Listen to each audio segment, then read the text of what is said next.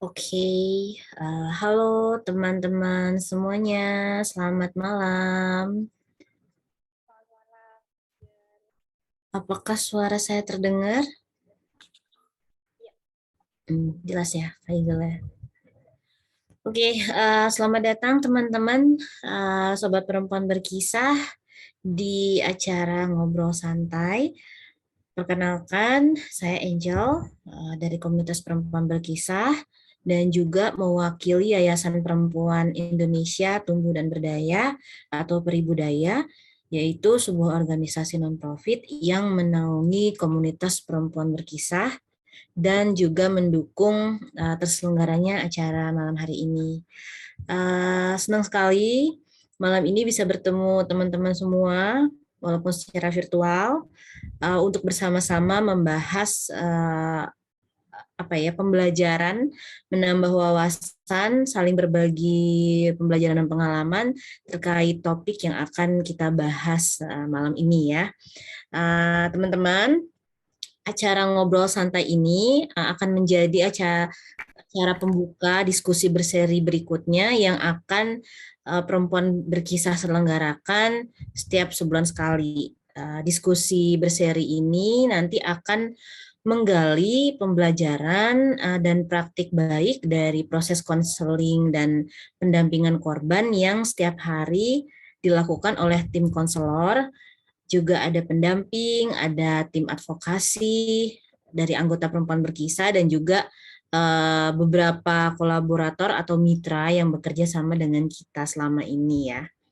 Nah, nanti setelah minggu ini, diskusi berseri ini akan kita lanjutkan kembali kurang lebih di minggu ketiga bulan Juni ini gitu. Jadi kita berharap semua berjalan dengan lancar ya teman-teman ya.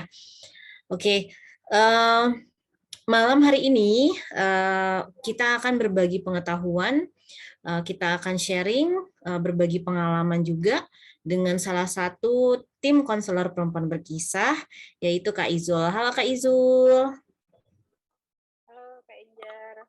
Iya, halo. Aku izin sedikit dulu membagikan CV-nya ya. Ya, sebentar.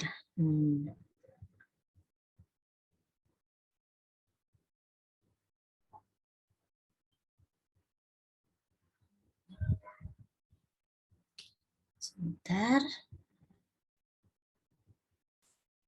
Oke. Jadi teman-teman, mungkin kalau di grup teman atau apa termasuk khususnya teman-teman konselor itu sudah sering mungkin berkomunikasi gitu ya dengan Kak Izul, apalagi pada saat melakukan konseling. Kak Izul sebagai konselor utama atau konselor pendamping. Jadi Kak Izul atau Zuliah Nur Baitullah, sarjana psikologi dan CHRNLP. Jadi CHRNLP ini adalah Certified Human Resources NLP based ya, Kak Izul ya, kalau nggak salah ya. Mudah-mudahan nggak salah nih. Ya, jadi backgroundnya Kak Izul adalah psikologi UIN Sunan Kalijaga Yogyakarta dan saat ini bekerja di HRD PKBM Pelangi Abadi Nusantara dan juga senior trainer di Kuncoro Leadership Training and Consulting dan juga pastinya adalah konselor feminis di komunitas perempuan berkisah gitu. Teman-teman juga bisa say hi di chat box, silakan. Mungkin selama ini hanya lewat chat ya, dan inilah Kak Izul gitu. Ya, oke teman-teman. Oh ya, sebelumnya Kak Izul, sebelum kita langsung masuk nih ya pada sesi sharing, aku mau menyampaikan dulu apa sih yang malam ini akan kita bicarakan atau kita diskusikan ya. Jadi teman-teman ada 4 bahasan yang akan kita dengarkan nanti dari narasumber kita pada malam hari ini Kak Izul. Pertama itu tentang apa yang melatar belakangi Kak Izul untuk memilih bergerak di isu perempuan, terutama khususnya konseling dan pendampingan korban kekerasan berbasis gender ya gitu. Karena setidaknya kalau kita tahu gitu kan, kita kita paham gitu, kita jadi tahu gimana sih seseorang tuh bisa terdorong gitu kepeduliannya, gimana tahap-tahapnya gitu ya, kesadaran kritis transformatifnya ini terbangun untuk bergerak di isu ini. Terus kemudian kedua, kita juga akan menggali nih, kita akan cari tahu nih gimana sih gitu Kak Izul ini mulai menguatkan kapasitas dirinya gitu. Sebagai tadi kan kita lihat sebagai coach, juga sebagai mentor, terus sekarang sebagai konselor, ada juga leadership-nya gitu kan yang diaplikasikan pada isu ini gitu. Terus misalnya ketika jadi konselor nih Kak Izul di ruang aman perempuan berkisah itu gimana, apa yang didapatkan gitu, atau kapasitas aja apa saja sih gitu yang didapatkan. Kita juga pengen tahu nih gimana prosesnya gitu ya Kak ya. Kemudian yang ketiga, kita juga pengen tahu kalau menurut Kak Izul tuh apa aja gitu kira-kira pengetahuan atau keterampilan yang perlu kita gali lagi, perlu kita pelajari lagi atau perlu kita latih lagi sebagai konselor gitu pada saat berhadapan dengan korban kekerasan berbasis gender gitu kan. Karena bagaimanapun pengalamannya Kak Izul itu akan menjadi catatan juga penting untuk teman-teman yang lainnya khususnya yang bergerak sebagai konselor untuk bisa meningkatkan lagi gitu keterampilannya gitu, pengetahuannya sebagai konselor. Dan yang terakhir, eh, pengen tahu juga pembelajarannya sebagai konselor di ruang aman perempuan berkisah tuh apa yang udah didapat oleh Kak Izul gitu. Eh, dari sekian banyak proses penguatan kapasitas juga yang Kak Izul ikuti di sini gitu di perempuan berkisah dan juga praktik langsung sebagai konselor, apa yang Kak Izul bisa bagikan dan apa yang Kak Izul bisa uh, sarankan ke teman-teman gitu. Panjang sih ya sebenarnya ini, tapi mudah-mudahan intinya sudah paham gitu kan, dan mudah-mudahan ini juga akan menambah insight-nya teman-teman yang memang selama ini dengan Kak Izul juga aktif bergerak gitu kan di ruang aman perempuan berkisah, dan teman-teman yang lainnya juga yang hadir di sini gitu. Semoga ini bisa menginspirasi dan dijadikan best practice untuk kita semua gitu. Oke Kak Izul, saya persilahkan sampai kurang lebih pukul 8 ya Kak ya. Nanti akan dilanjut kita dengan sesi tanya jawab, dan untuk teman-teman yang nanti sambil Kak Izu ngobrol ya kita sama kita gitu kan cerita-cerita mau kirim pertanyaan, silakan kirim pertanyaan di kolom komentar, atau nanti misalnya pada saat sesi tanya jawab mau langsung open mic silahkan banget nanti langsung klik tombol raise hand aja. Oke? Oke, Kak Izu kami persilahkan. Oke, Kak Angel, makasih untuk waktunya. Kak Alima juga sudah memberikan kesempatan untuk berbagi malam hari ini. Salam kenal juga buat teman-teman semua. Aku sebenarnya rada deg-degan karena ini pertama kali aku berbagi cerita tentang pengalaman konselingku, kemudian hal yang melatar belakangi dan semuanya. Cukup deg-degan karena aku merasa bahwa pengalaman teman-teman khususnya bagi teman-teman yang bergerak di ruang aman sebagai konselor itu lebih banyak daripada aku. Karena jujur aku baru 2 tahun ini bergerak aktif sebagai terapis dan konselor, kemudian baru 1 tahun ini juga benar-benar menggeluti isu-isu perempuan. Dan dengan bergabung dengan perempuan berkisah itu sangat membantu aku gitu. Jadi agak deg-degan karena aku cukup nggak ya untuk membagikan pengalaman yang bermanfaat atau enggak gitu untuk teman-teman. Ya, oh iya sebelumnya aku izin share screen ya, Kak Angel.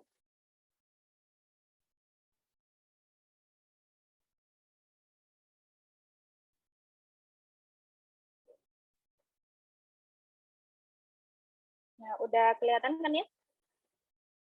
Iya udah kelihatan. Teman-teman apakah sudah terlihat? Iya Kak, sudah. Oke, terima kasih.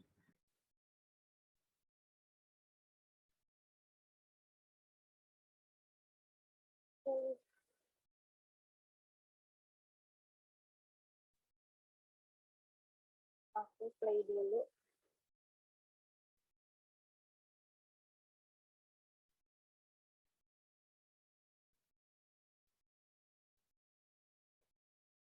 Nah, malam ini kita akan berbagi sedikit pengalamannya aku menjadi seorang konselor dan latar belakang kenapa aku bisa menggeluti isu-isu perempuan.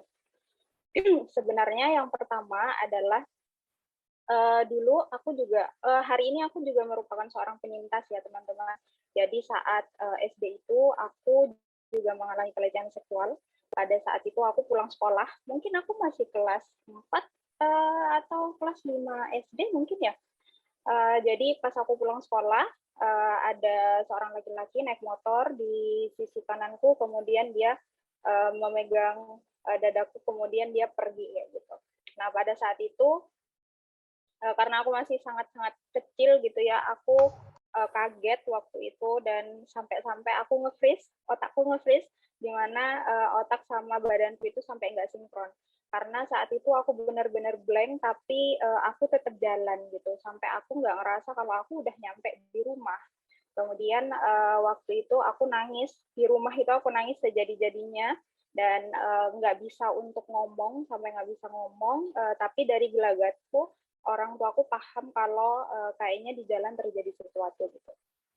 Sampai akhirnya keluargaku, orang tuaku nyari si laki-laki itu, cuma udah nggak ketemu gitu. Kenapa aku menyebut itu trauma ya teman-teman.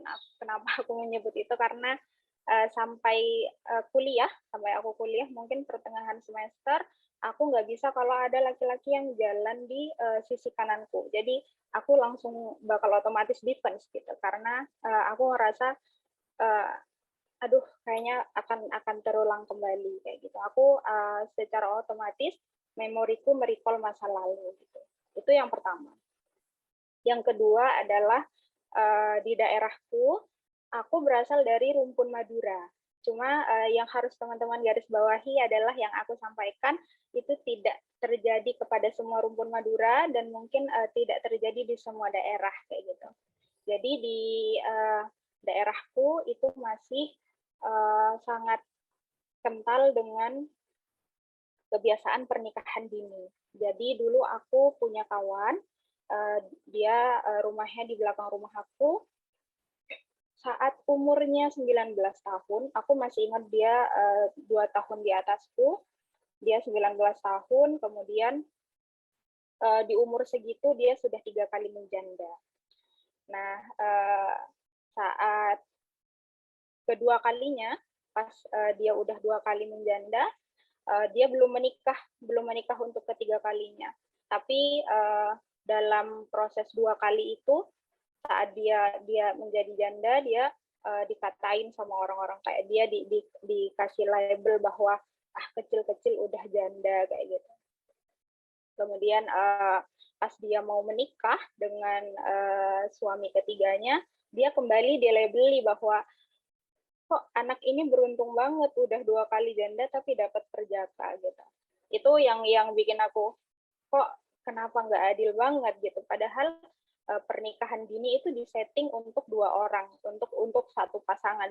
Tapi kenapa ketika pernikahan dininya tidak berjalan dengan mulus, kenapa malah stigma negatifnya jatuh kepada si perempuan gitu, dan kayak laki-lakinya itu nggak ada salah apa-apa kayak gitu. Padahal kebanyakan di daerahku si perempuan, anak-anak muda di sana itu tidak meminta untuk dinikahkan dini, cuma karena satu dan lain hal, salah satunya adalah kayak misal daripada kamu pacaran, mending kamu menikah kayak gitu. Nah akhirnya ketika mentalnya tidak siap, kemudian ekonominya tidak mapan, mereka bercerai, dan impact dari perceraian itu label negatifnya jatuh seluruhnya kepada kawanku, kepada si perempuan ini. Nah dari situ aku tergerak untuk kayaknya saat aku udah selesai kuliah, aku pengen untuk mendobrak konstruk itu gitu. Kayak aku mau ngadain ya mungkin kegiatan-kegiatan kecil yang di mana itu bisa improve mindset mereka bahwa pacaran itu bukan hal yang menakutkan gitu. Maksudnya bukan hal yang mengharuskan kamu menikah, di mana menikah itu sebenarnya bukan solusi ketika kamu belum siap kayak gitu. Cara menghindari zina itu tidak selamanya menikah gitu. Cuma bukan berarti bahwa pernikahan dini selalu berdampak negatif ya teman-teman, enggak. Cuma kebetulan di daerah aku banyak sekali kasus yang terjadi tidak baik gitu. Kasusnya tidak baik karena impact dari pernikahan dini ini. Akhirnya awal-awalnya aku mulai tergerak untuk fokus kepada isu-isu kesehatan mental gitu. Cuma kesehatan mental dan isu perempuan. Cuma saat itu aku benar-benar blank, aku benar-benar nggak tahu aku harus memulainya dari mana. Waktu itu aku ingat banget, aku cuma membaca satu buku, Transformasi Gender oleh Mansur Fakih, Bapak Mansur Fakih, itu yang aku baca, buku pertamaku yang aku baca karena kekecewaanku terhadap konstruk sosial yang terjadi di daerahnya aku gitu.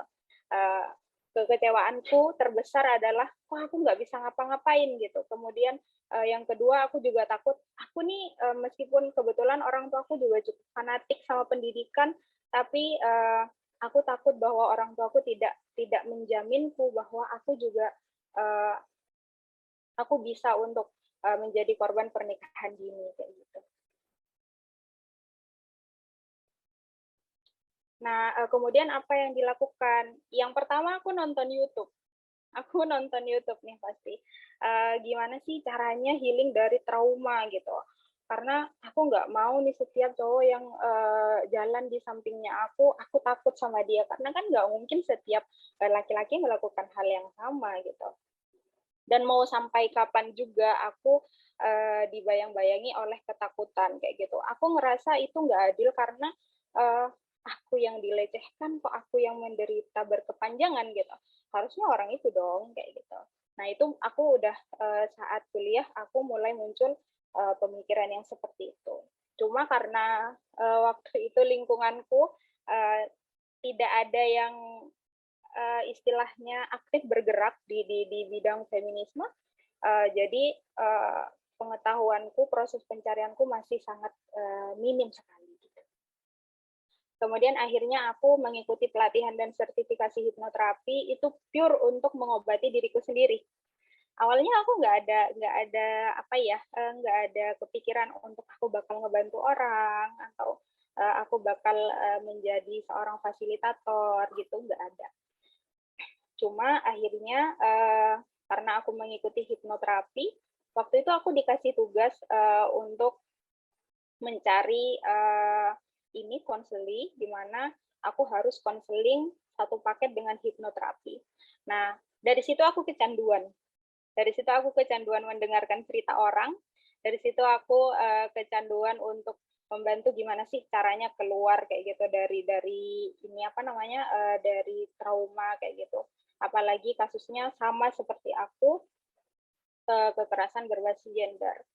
Kemudian itu nggak cukup buat aku. Akhirnya aku bergabung dengan komunitas perempuan berkisah dan dikasih kesempatan untuk mengikuti pelatihan konselor feminis waktu itu, di mana keilmuannya memiliki irisan tapi serupa cuma nggak sama gitu. Serupa tidak sama, ya seperti itu. Ya ada beberapa keilmuan yang bisa dikolaborasikan kayak gitu. Cuma ada beberapa teknik juga yang aku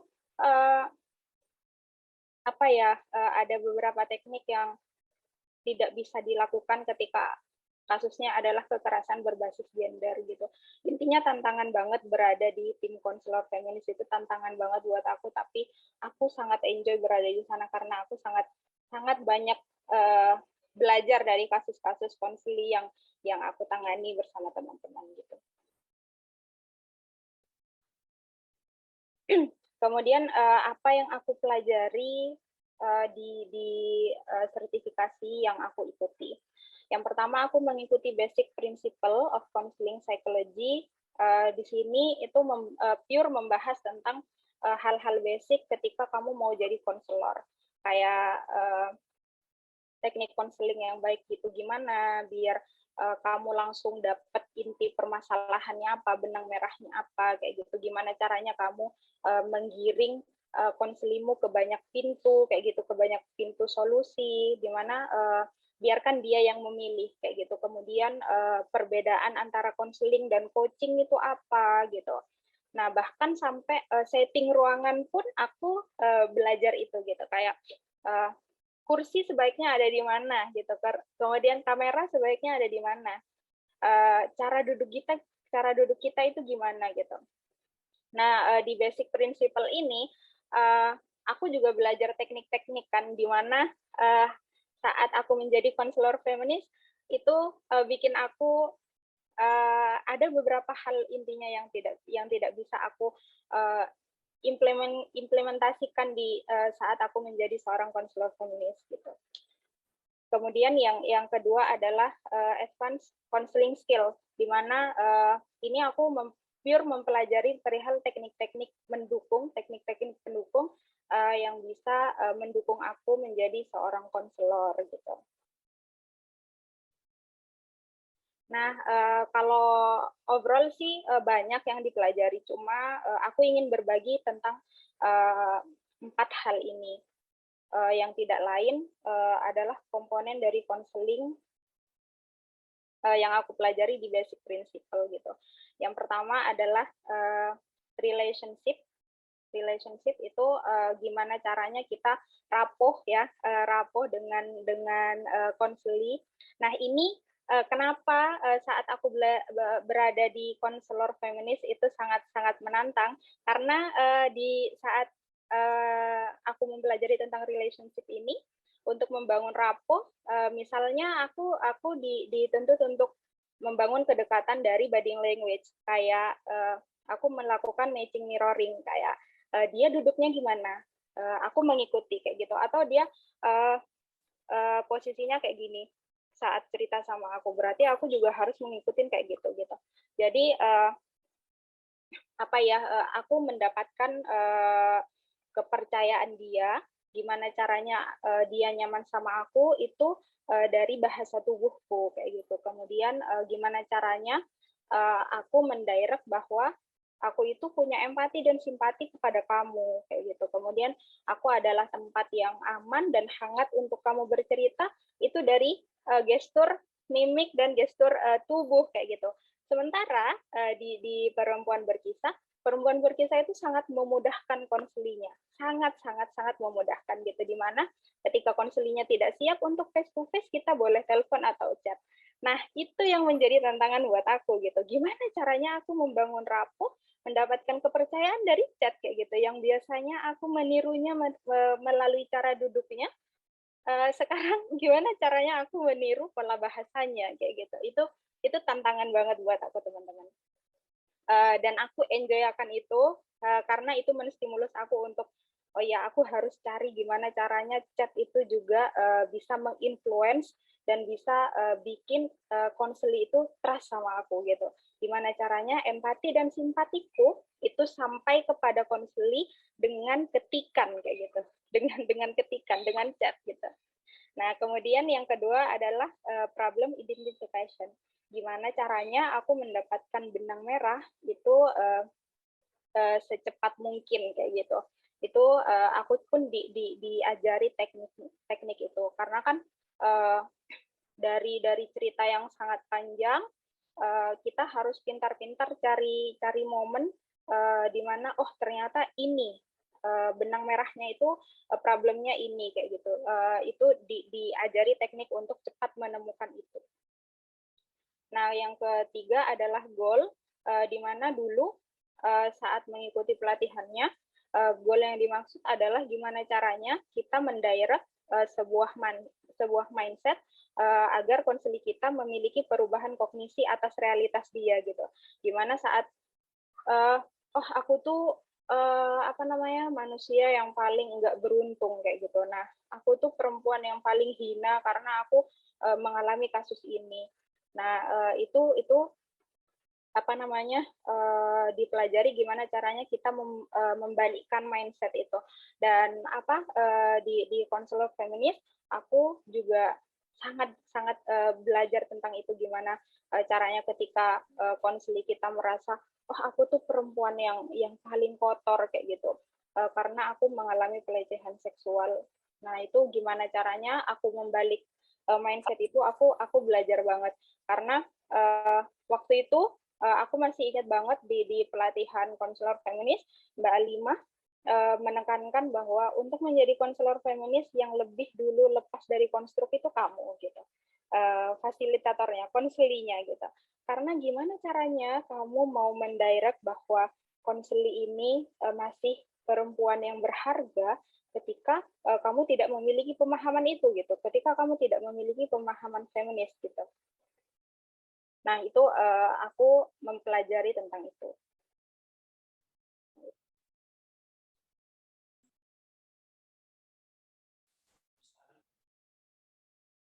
Kemudian di treatment.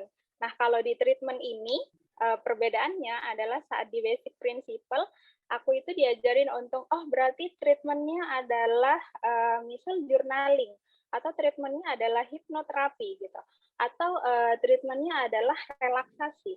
Tapi kalau di konselor feminis sendiri pun adalah terapi kayak gitu. Nah, itu menjadi menjadi kolaborasi keilmuan yang tantangan banget buat aku menemukan irisannya gitu, gimana caranya aku mengkolaborasikan dua keilmuan ini biar benar-benar impactful untuk konseling gitu.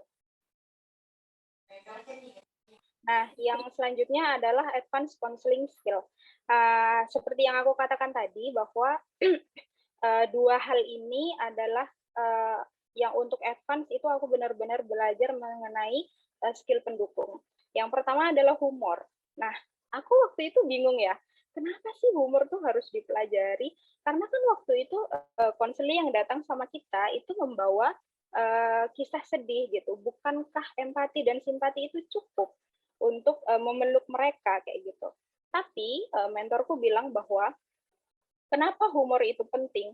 Karena saat konseling sedang berlangsung, 1 menit tertawa itu setara dengan 45 menit relaksasi katanya. Wah, aku langsung, wah berarti skill humor pun harus ada kayak gitu, harus dimiliki. Nah, itu juga yang menjadi tantanganku. Kenapa? Karena sejauh ini kan so far ketika aku mengikuti konseling di PB itu aku cukup kewalahan gimana ya caranya ngelucu di chat gitu, gimana ya caranya untuk menimpali kisah sedih dengan hal-hal yang lucu.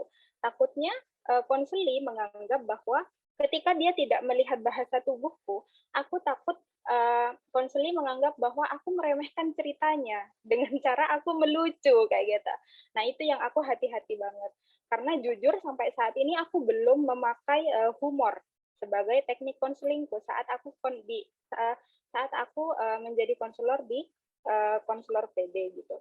Karena ketakutan itu masih ada. Aku masih mencari aha momennya, kemudian masih cari waktu yang tepat itu seperti apa kayak gitu, biar humor itu sampai. Karena jujur teman-teman, humor itu sangat dibutuhkan gitu, dan humor itu sangat membantu biar konseli itu makin trust sama kita dan dia keluar semua ketidaknyamanannya gitu. Yang kedua adalah lead. Kalau di pelatihan bersama Mbak Alimah kemarin, lead yang di sini disebut sebagai mothering gitu. Gimana caranya kita memimpin konseli, maksudnya kita secara kedudukan berada di atas konseli, di mana dia akan merasa nyaman kepada kita, menganggap kita adalah seorang ibu yang hangat untuk dia, sehingga dia bisa lebih lepas untuk bercerita kayak gitu. Nah, ini juga intinya berada di konseling PB itu sangat menantang buat aku ya, karena dengan lead, kalau lead ini teknik lead, saat kita face to face, aku bisa mempraktikkan itu dengan sentuhan, kemudian dengan badanku yang condong, misal. Nah, itu udah bisa langsung ditangkap sama konseli. Tapi untuk ruang-ruang aman dengan chat, telepon, itu sangat mengimprove aku untuk ayo cari skill yang bisa, ayo cari cara yang bisa digunakan untuk menerapkan lead ini, yang bisa menerapkan mothering ini kayak gitu. Sebatas kita nggak nyebut Kak gitu ke konseling, karena kan kalau kita nyebut Kak ke konseling kita artinya kita setara gitu. Aku diajarin untuk ya udah nyebut namanya gitu. Dengan kamu menyebut namanya artinya kamu sebentar ya Kak, teman-teman, aku sambil ngecas. Oke, oke. Diingatkan lagi kepada teman-teman yang mau nanya langsung aja di kolom chat nggak apa-apa, atau nanti mau raise hand silahkan. Kita ngobrol di sini santai ya dengan Kak Izo, karena dari tadi udah banyak nih insight-insight yang kita dapat. Kalau ada teman-teman masih penasaran dan pengen nanya lagi, silahkan lewat kolom chat atau nanti di ini aja di open mic aja. Oke, sudah Kak? Sudah. Oke, silakan. Iya. Nah, sebatas kita nggak manggil konseli dengan sebutan Kak gitu. Kenapa? Karena kalau kita nyebut Kak ke dia, artinya kita setara gitu. Sementara untuk menjadi konseli dan konselor, kita harus berada di atas dia kayak gitu. Ya caranya adalah sebut aja namanya gitu. Kalau misal namanya Izul, berarti kita sebut Izul sekarang lagi di mana, apa sudah berada di tempat yang aman dan nyaman kayak gitu. Nah, itu juga akan menstimulus pemikiran konseli bahwa kayaknya aku bisa nih cerita sama dia kayak gitu. Mothering terimplementasikan dari sekedar panggilan itu sudah bisa terimplementasikan gitu. Kemudian mental recharge. Aku diajarin untuk memiliki mental recharge yang baik ketika aku menjadi seorang konselor. Nah, waktu itu aku pernah cerita ke Kak Angel bahwa aku sakit hati ya mendengar ceritanya konseli ini. Kok aku ke-trigger ya kayak gitu. Bahkan ke Mbak Alimah pun aku sampai nangis kayak gitu saat waktu itu menjadi pendampingnya Mbak Alimah. Nah, karena aku lupa bahwa untuk menjadi seorang konselor itu kita harus memiliki mental recharge. Nah, satu mindset yang mentorku ajarkan adalah jadilah tong sampah yang bolong kayak gitu, di mana ini tong sampah bolong, kemudian konseli kita membuang semua kesedihannya, kemudian kita buang lagi gitu, otomatis kita buang lagi, jangan sampai itu mengendap dan menjadi bias yang tidak baik untuk kita kayak gitu, karena kan menceritakan kesedihan, menampung kesedihan itu kan tidak mudah ya. Kita menjadi seorang konselor itu tidak mudah, di mana kita harus menampung semua memori tidak nyaman dari konseli, di mana itu sangat menguras energi pastinya. Itu kenapa waktu itu Mbak Alimah menekankan bahwa 1 jam aja ya gitu, karena itu akan sangat menguras energi kayak gitu. Nah, waktu itu aku ingat bahwa aku dikasih mindset rahasia itu oleh mentorku. Jadilah tong sampah yang bolong, di mana kamu ini hanya media gitu. Kamu ini hanyalah fasilitator yang akan mengantarkan konselimu ke banyak pintu gitu. Perihal dia mau memilih pintu yang mana, itu terserah dia kayak gitu. Jangan sampai juga ketika konselimu sudah menemukan solusi, malah kamu menyimpan masalahnya kayak gitu. Itu kan namanya memberikan solusi dengan meninggalkan masalah untuk kamu kayak gitu. Kemudian yang terakhir ada clean language. Nah, clean language ini merupakan bahasa bersih, di mana kayak misal konseli kita bilang kalau aku sekarang menganggap bahwa semua laki-laki itu sama gitu. Kemudian kita menanggapi laki-laki yang mana yang sama gitu, siapa dengan siapa yang sama kayak gitu. Nah, hingga akhirnya clean language ini berfungsi untuk bikin mindsetnya konseli itu mindful gitu, kayak oh iya ya, nggak semua laki-laki itu sama gitu.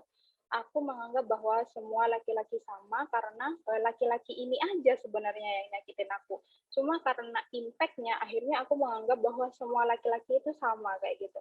Cuma untuk bahasan clean language ini sebenarnya cukup luas ya teman-teman. Cuma tingkatnya seperti itu.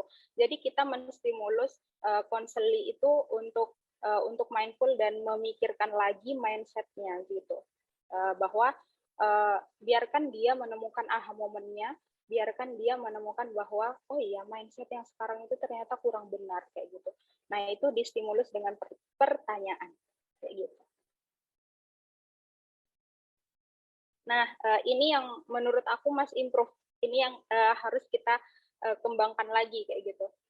Mungkin tidak semua, tapi ini aku pun masuk di dalamnya kayak gitu. Yang pertama pasti counseling skill, di mana aku rasa setelah pengalamanku di ruang aman PB masih banyak skill-skill counseling yang harus kita improve kayak gitu. Kayak misal yang tadi humor, kemudian gimana caranya kita mendirect humor melalui chat kayak gitu, atau melalui telepon, gimana caranya kita mendirect humor itu tanpa merusak kepercayaannya si konseli gitu.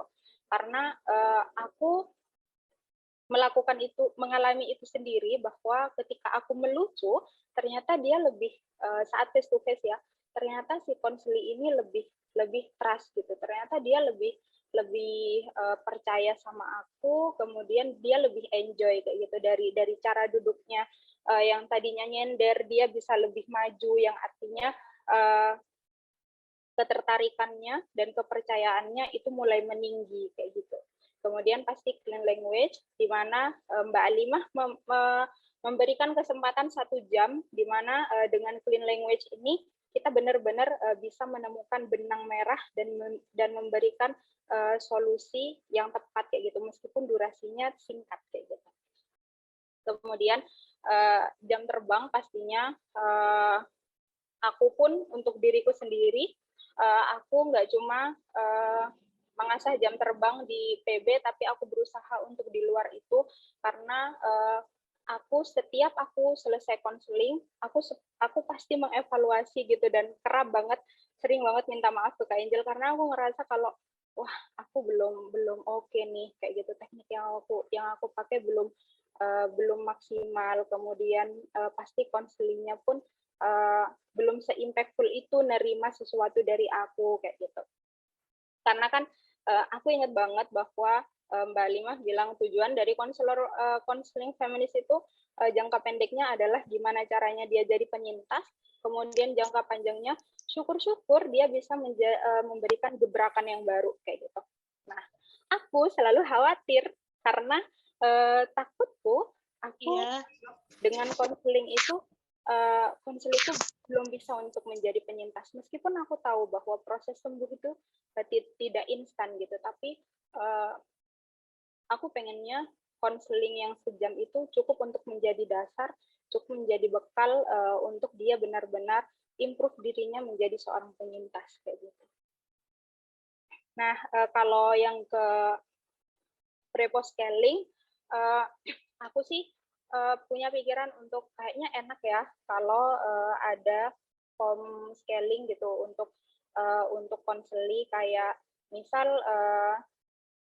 dia ngisi cerita di form, kemudian ada form lagi yang mengukur kecemasannya kamu ada di angka berapa kayak gitu. 1-10 kecemasanmu ada di angka berapa, ketidaknyamananmu ada di angka berapa. Kenapa itu penting? Karena untuk biar konselornya menyiapkan teknik dan terapi yang tepat kayak gitu. Oh, berarti yang dibutuhkan tuh ini kayak gitu. Nah, itu aku gunakan sebenarnya di setiap konseling tuh. Kemudian ada evaluasi konselor, karena sebenarnya ini berangkat dari keinginanku. Aku pengennya aku dievaluasi gitu setiap aku setiap aku selesai konseling, aku pengen dapat feedback dari konselingku kayak gitu. Mungkin kan sebenarnya sudah ada, cuma menurutku itu belum detail. Misal bagaimana cara konselor menimpali kayak gitu, menanggapi cerita kamu, kemudian bagaimana solusi yang diberikan kayak gitu. Aku pengen ada penilaian spesifik tentang itu kayak gitu, karena aku pikir itu akan sangat membantu dalam proses perbaikan kayak gitu, proses perbaikan sebagai konselor. Nah, apa yang dipelajari? Sebenarnya dari sekian banyak, aku mengingat dua hal. Yang pertama, aku pernah baca bahwa sebenarnya kekerasan gender itu akan berakhir ketika perempuan sudah tidak menuntut lagi keadilan gender. Sayangnya, perempuan akan berhenti menuntut ketidakadilan gender ketika si laki-lakinya berhenti melakukan ketidakadilan gender. Nah, dengan mengikuti konseling ya, dengan bergabung dengan PB, mengingat tulisan itu, aku mempelajari bahwa kayaknya itu belum bisa untuk terjadi hari ini gitu. Mungkin 10 tahun, 20 tahun ke depan itu masih belum bisa gitu. Karena ketidakadilan gender itu masih di mana-mana gitu. Bahkan dari hal-hal kecil pun itu terjadi. Dan ketidakadilan gender pun sudah terjadi ribuan tahun yang lalu. Kayak itu nggak mustahil, tapi itu butuh waktu yang lama untuk terjadi. Itu yang aku pelajari. Kemudian yang kedua adalah dari setiap konseli yang aku tangani, aku belajar bahwa ternyata mereka punya perspektif bahwa hidup itu nggak adil buat mereka.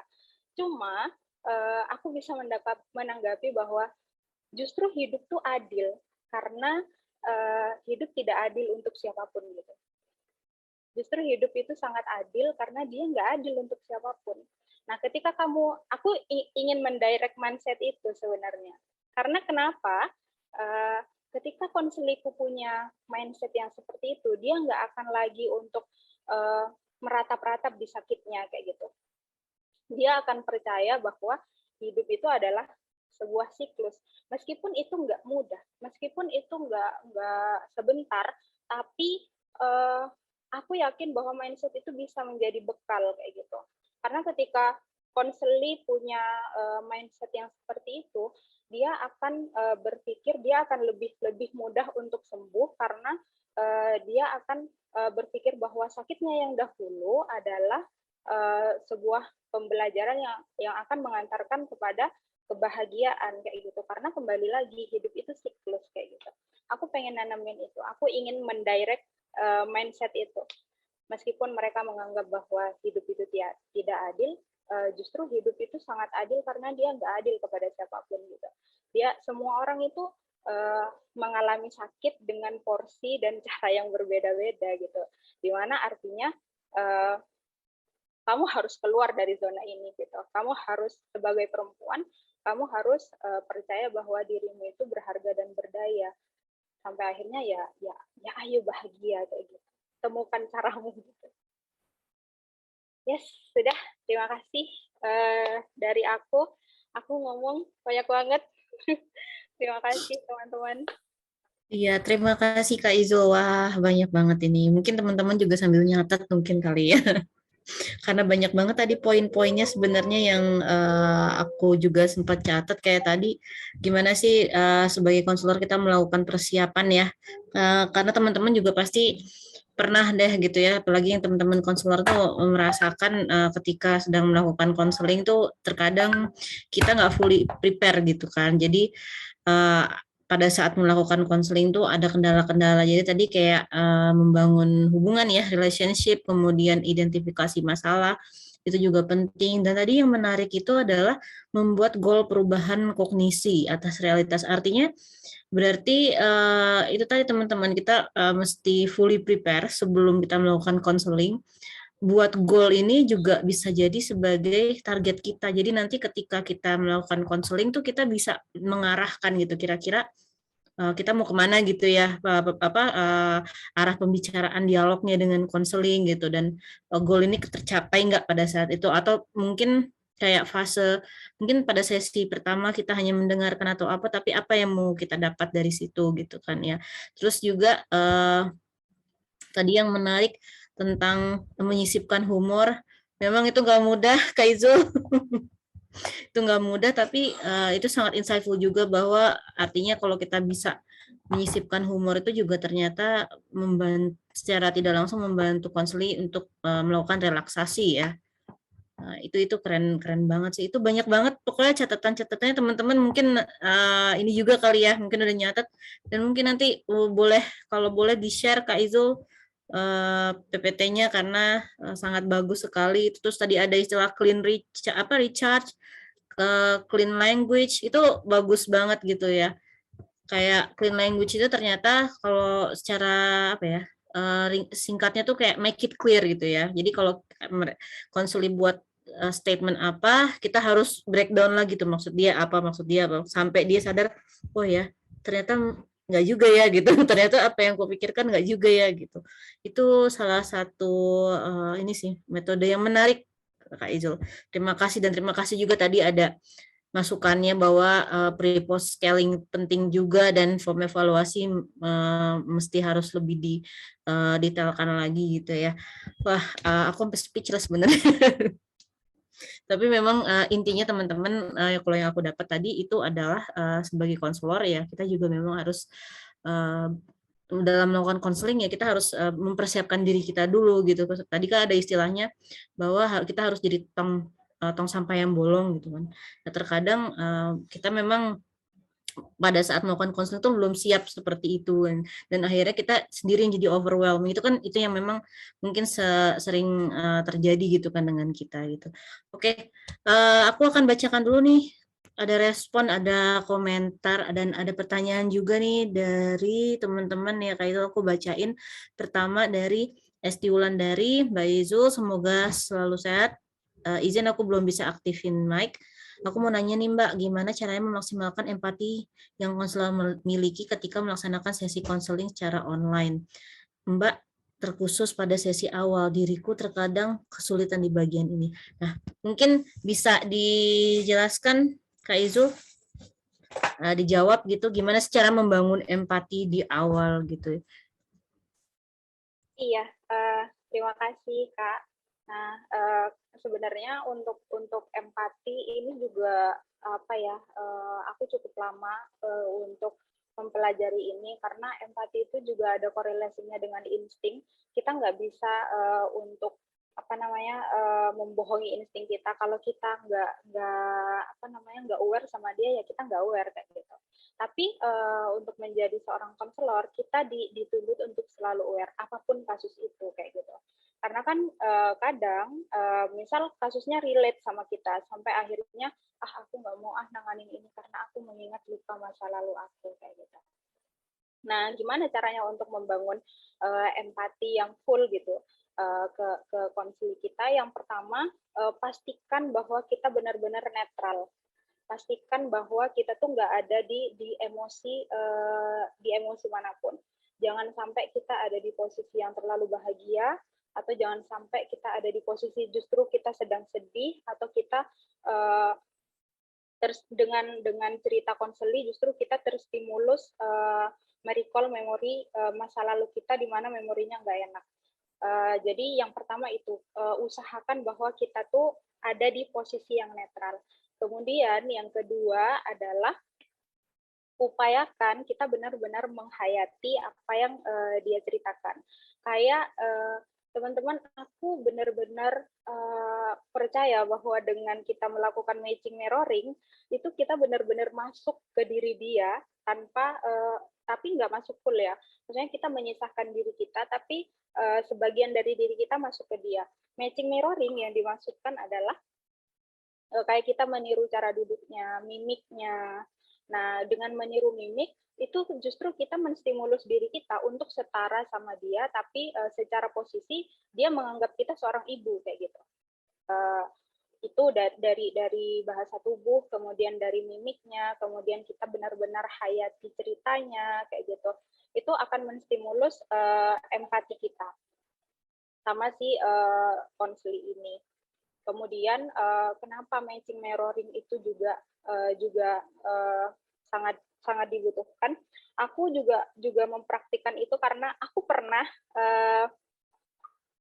aku nggak mau mempraktikkan matching mirroring saat saat aku sedang konseling itu face to face, nyatanya aku nggak bisa masuk ke dia dengan full gitu. Mungkin aku hanya bisa mendengarkan cerita dia, tapi ternyata dari bahasa tubuhnya dia nggak nyaman sama aku. Menurut aku, sepengalaman aku untuk membangun empati yang besar, yang pertama adalah kita harus netral, senetral mungkin kondisi kita, baik kognitif kita khususnya ya, emosional kita juga, gimana caranya kita netral. Kemudian yang kedua, lakukan matching mirroring, seperti itu. Karena itu benar-benar yang menstimulus kita banget untuk benar-benar merasakan dan memberikan empati yang besar ke konseling kita tanpa harus menyerahkan diri kita sepenuhnya kayak gitu. Itu sih kalau aku. Oke, itu ya jadi tadi ya gimana sih caranya meningkatkan empati ya. Jadi memang kita harus netral dan juga kita harus melakukan praktik mirroring tadi. Oke, selanjutnya terima kasih ya Kak. Ini tadi siapa yang tadi nanya? Oh ya Kak Esti, maaf. Terima kasih atas pertanyaannya. Mudah-mudahan jawabannya Kak Izul sudah cukup jelas. Kita akan lanjut lagi ke Kak Tria. Kadang aku suka sebel kalau lagi konseling gitu. Aku kan nggak bisa ya nangis terseduh-seduh. Nangis dong gitu. Kadang kalau nangis sambil ketawa, tapi tanggapan konselornya malah nggak percaya sama cerita aku. Oke. Mungkin ada yang mau dikomentari, Kak Izul, apakah pernah juga punya pengalaman gitu dengan konseling, misalnya konselingnya tuh dia tiba-tiba lagi bercerita, tiba-tiba emosinya meledak-meledak atau apa? Sebenarnya gimana sih sebagai seorang konselor harus merespon? Iya, sebenarnya kalau misal dia itu overload ya, misalnya dia tiba-tiba meledak kayak gitu. Kalau di hipnoterapi, kita terlebih dulu harus memasang yang namanya anchor.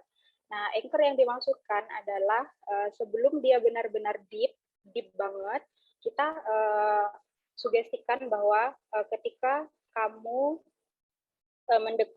mendengar sebuah jentikan ini, maka kamu akan kembali tenang kayak gitu. Nah, akhirnya ketika dia over, ketika dia malah memukul-mukul, akhirnya ketika kita jentikan jari, dia akan tenang, dia akan kembali tenang kayak gitu. Kalau di hipnoterapi ada yang namanya anchor. Kalau di konseling, sepengalaman aku, biasanya aku akan memegang, aku akan menyentuh biasanya. Aku akan memberikan sentuhan, karena kenapa? Dipercaya atau tidak, energi empati kita, energi warming kita, kemudian state kita, state mothering yang tadi, state lead, itu akan terbaca, itu akan terdirect dengan sentuhan itu. Semisal dia over, maka kita berikan sentuhan, kemudian meminta dia untuk mengontrol nafas. Kenapa? Karena dia pasti akan terstimulus dengan sentuhan kita bahwa oh iya, yang di depan aku tuh lebih paham tentang aku kayak gitu. Yang di depan aku itu lebih berpengalaman.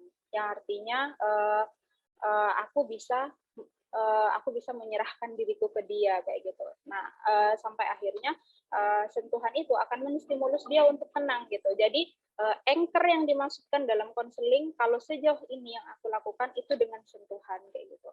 Sama sih sebenarnya di hipno sama konseling, aku biasanya memasang anchor dengan sentuhan.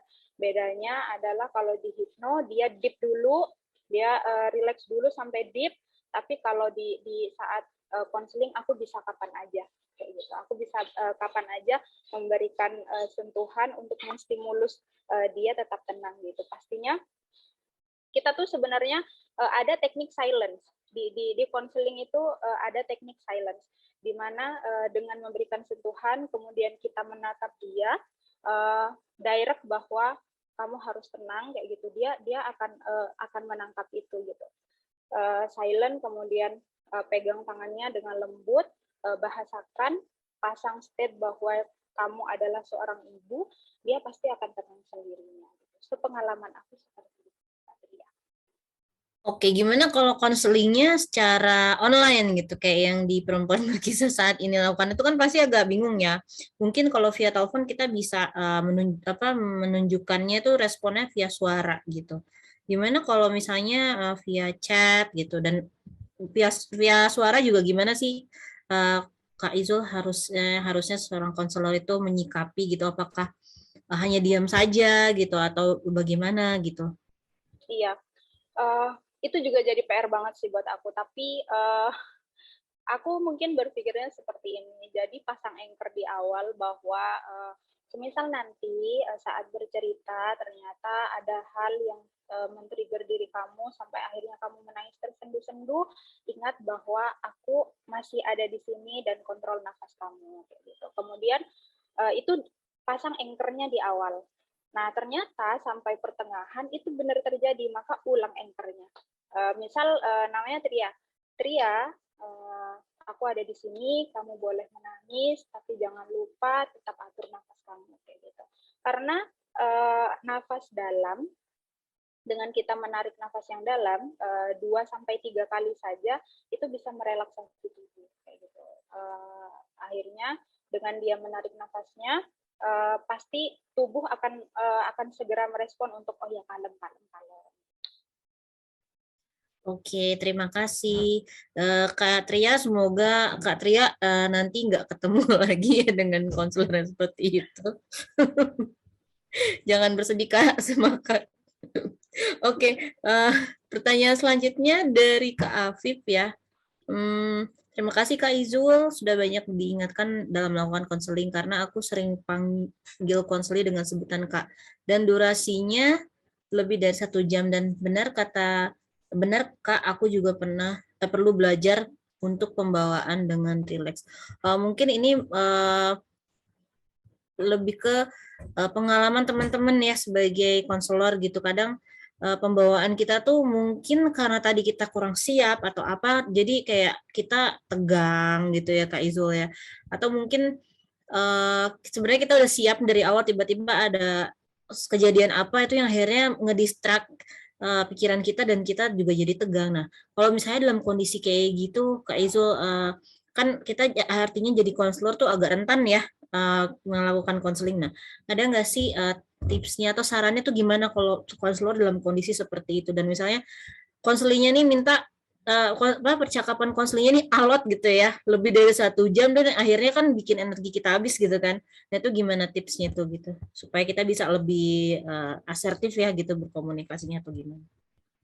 Iya, yang pertama yang tadi ya, usahakan diri kita itu udah netral, karena kondisi netral itu merupakan kondisi di mana kita udah siap menjadi media yang kasarannya ini sampah cur gitu, udah melewati kita dan udah selesai kayak gitu. Kemudian yang kedua fokus, tapi fokus yang dimaksudkan itu usahakan persiapannya udah matang ya, dari tempat, cari tempat yang paling aman. Kemudian kalau aku biasanya aku bersihin kamarku dulu, bersihin kamar, terus aku nyiapin minum karena mendengarkan, menjadi seorang pendengar cerita yang sedih itu nggak mudah ya. Aku biasanya menyiapkan beberapa hal. Yang pertama itu state of mind aku harus benar-benar netral dan aku menstimulus diriku, oh ya hari ini aku akan menjadi seorang ibu, aku akan menjadi pendengar yang baik, aku akan menjadi sebuah pintu di mana konselingku akan menemukan solusinya lewat aku kayak gitu. Nah, pasang state of mind yang seperti itu. Yang kedua adalah pintar-pintar mencari momen, pintar-pintar menangkap ceritanya. Karena cerita itu seperti buku, teman-teman. Buku itu 70% itu adalah ini apa namanya? Penjabaran. Kalau mentorku agak kasar ya nyebutnya. 70% buku itu adalah sampah, intinya adalah 30% doang gitu. Nah, sama dengan cerita. 70% itu adalah katarsis, adalah bahasa-bahasa yang uh, bahasa yang membahasakan bahwa ini sedihnya aku sedih, aku sedih, aku sedih gitu. Tapi intinya tuh cuma 30%. Nah, kita harus pintar-pintar mencari benang merah itu kayak gitu. kuncinya apa? Di clean language tadi. Si konseling nggak bakal panjang kali lebar kali tinggi pangkat 2 kalau pertanyaan kita itu langsung membidik. Kalau pertanyaan kita menggunakan clean language itu. Kayak gitu. Oke, iya terima kasih banget Kak Izul. Jadi memang dari kitanya ini menarik ya. Ternyata sebelum melakukan konseling kita harus Kak Izul malah melakukan kayak bersiap-siap tuh sampai memastikan bahwa lingkungannya sekitarnya juga sangat-sangat ini ya, sangat-sangat kondusif gitu ya. Jadi bukan hanya sekedar konseli ya yang begitu, tapi ternyata konselornya juga harus mempersiapkan seperti itu, bukan hanya state of mind-nya tadi ya, tapi juga ternyata kalau bisa duduk di tempat duduk yang terenak, di posisi yang terenak, terus kemudian kalau pengen sambil minum susu atau minum kopi atau apa boleh gitu kan ya. Iya, boleh. Terus tapi nanti selama sesi konseling kita harus fokus supaya kita bisa cari momennya gitu ya. Iya, betul. Itu catatan. Kenapa aku membersihkan kamar aku, kemudian men-setting tempat dudukku, karena menurut penelitian itu kebersihan itu juga mempengaruhi kesehatan mental kita. Karena kan saat mendengarkan cerita sedih, otomatis sedikit banyak kita pasti tertrigger. Kemudian dengan melihat lingkungan yang bersih, yang harum, itu state of mind kita kembali fresh gitu, kembali menyadarkan kita, oh aku hari ini adalah kondisi yang netral. Iya, iya, iya. Oh, terima kasih banget Kak Izul. Itu akan menjadi catatan yang penting untuk kita semua ya. Jadi artinya kita juga harus mempersiapkan kenyamanan kita, bukan hanya kenyamanan konseli gitu kan. Kita juga harus memastikan kita juga nyaman. Baik, ini semakin banyak sepertinya yang nanya dan komentar. Kita selanjutnya ke Nining. Malam Mbak Izul mau tanya dong, ketika Mbak Izul sendiri sedang ada masalah namun ada orang lain yang membutuhkan pendampingan, Kak, apa yang akan Kak Izul lakukan? Oke, ini mungkin kayak curhat dadakan gitu ya, curcol gitu. Tiba-tiba kan di chat, aku ini gini atau tiba-tiba di DM gitu kan Instagram, Kak aku begini-begini. Misalnya kita buat status ternyata ada yang curhat gitu kan. Ya pasti teman-teman juga ngerasain gitu. Nah, itu gimana tuh misalnya terus kondisinya Kak Izul tuh lagi nggak ready misalnya atau lagi nggak siap gitu tuh gimana caranya kita bisa kasih tahu bahwa kita belum siap saat ini atau gimana gitu. Kadang kan merasa bersalah juga tuh Kak Izul, bisa kita kan. Nah, itu gimana Kak Izul caranya? Iya, kalau aku sering ya dapat kondisi yang seperti itu. Nah, kalau cara yang pertama yang aku lakukan, karena aku punya mindset bahwa hidup itu adil karena dia tidak adil kepada siapapun, aku justru punya mindset yang kayak, akhirnya aku kayak gini, oh iya, aku masih bisa untuk menunda sedihku. Aku masih bisa untuk menunda sedihku dengan menstimulus diriku untuk netral. Dengan gimana caranya aku pasang mindset bahwa sedihku bisa ditunda, kemudian aku bisa memposisikan diriku netral, dan kadang aku menimbang masalah. Misal masalah dia itu ada di taraf 9, sementara kesedihanku itu masih di 5. Maka aku akan menahan diriku dulu untuk aku akan pasang state netral dulu, gimana caranya aku menampung kesedihannya. Kayak gitu. Itu cara pertama, meskipun itu tidak selalu bisa dilakukan ya teman-teman, karena ada kondisi kedua, ada analogi bahagia, di mana analogi bahagia itu kita tidak bisa memberikan air kepada seseorang ketika air di gelas kita itu belum penuh kayak gitu. Nah, tinggal pintar-pintar teman-teman menimbang masalahnya aja. Semisal masalah pribadinya itu masih bisa disimpan, masih bisa diluapkan nanti ketika masalah teman-teman, masalah orang yang cerita sama kita itu selesai, ya udah kita pasang cara yang pertama. Tapi semisal ternyata problem kita itu lebih besar, kemudian kok rasanya yang paling membutuhkan healing adalah aku, maka teman-teman harus memberikan pengertian sama orang ini untuk oke, nggak apa-apa, nanti aku tanggepin ya gitu, 1 jam lagi atau 2 jam lagi kayak gitu. Kemudian teman-teman melakukan healing terlebih dahulu kayak gitu. Nah, kenapa? Karena kita seorang healer itu itu tidak bisa menyembuhkan orang lain ketika dia belum sembuh kayak gitu. Kita tidak bisa memberikan bahagia ketika diri kita sendiri belum bahagia, kasarannya seperti itu. Nah, kemudian karena kan kita punya banyak cara ya untuk untuk healing. Nah, itu juga sangat penting. Gimana caranya teman-teman menemukan cara itu gitu. Kalau teman-teman itu katarsis, teman-teman itu tidur, lakukan itu kayak gitu. Kemudian kalau katarsis teman-teman itu musikan, ya udah musikan dulu kayak gitu. Jadi penting untuk mengukur masalah, sama penting untuk menemukan metode yang mana nih yang bisa kita gunakan sebagai healing gitu. Semoga menjawab ya pertanyaannya Nining. Ya, intinya sih sebenarnya tentukan prioritas kamu gitu. Kadang memang kita nggak bisa menolak, ada momen kita nggak bisa menolak, tapi kita bisa kita bisa bergening gitu. Maksudnya kita bisa kompromi seperti apa itu tergantung kondisi kamu gitu ya. Oke, selanjutnya dari Kak Handayana Perahayu atau Kak Tita. Malam Kak Izul, terima kasih untuk sharingnya. Kesulitan saya di konseling via teks ini kecepatan dan ketepatan kata yang diketik, sehingga seringkali sesi konseling jadi molor. Bisa bagi tipsnya untuk mengetik cepat dan tepat, Kak? Trim sebelumnya, ya ini khususnya misalnya sudah terbiasa ya, karena Kak Tita ini memang juga sebenarnya lebih terbiasa offline ya, Kak Tita.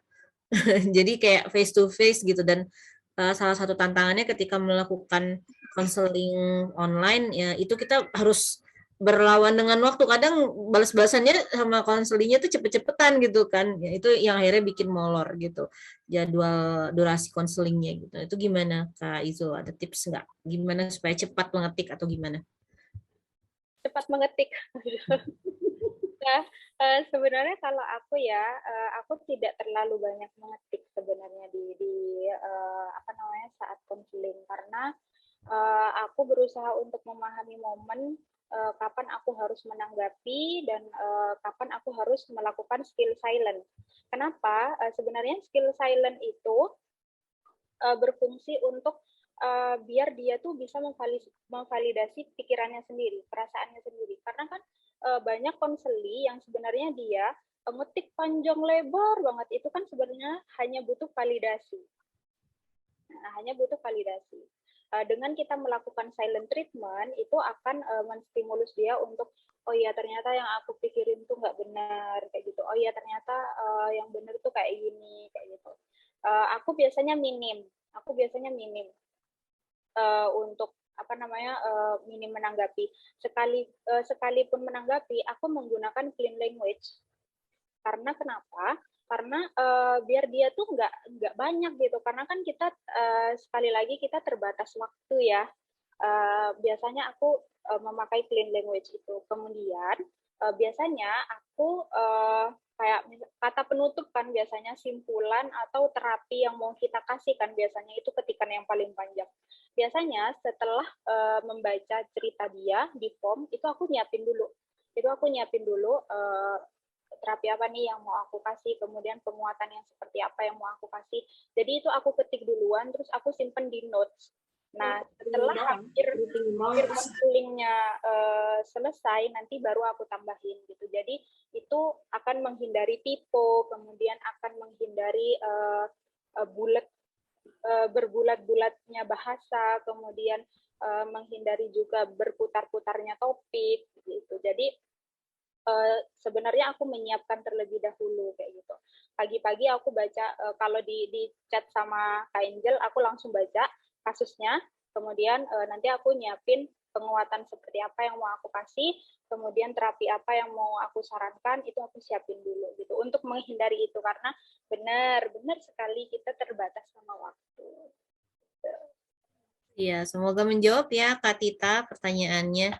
Jadi memang itu menantang sekali sih untuk beberapa teman-teman konselor gitu kan. Jadi kadang kita prefer gimana kalau kita tawarkan telepon atau Zoom gitu kan, karena itu lebih efektif gitu untuk beberapa konselor gitu.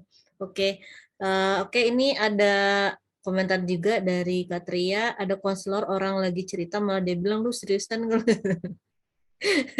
Iya memang ini ya untuk sebagian orang kadang memang ada beberapa hal tuh yang masih belum paham gitu, apalagi misalnya kalau dengan cara konseling berbasis etika feminis kan beda banget gitu kan ya, perspektifnya beda ya Kak Tria ya, mungkin bisa cari orang lain Kak Tria kalau mau carinya, jangan yang ini, udah itu aja di apa, di skip aja konselornya.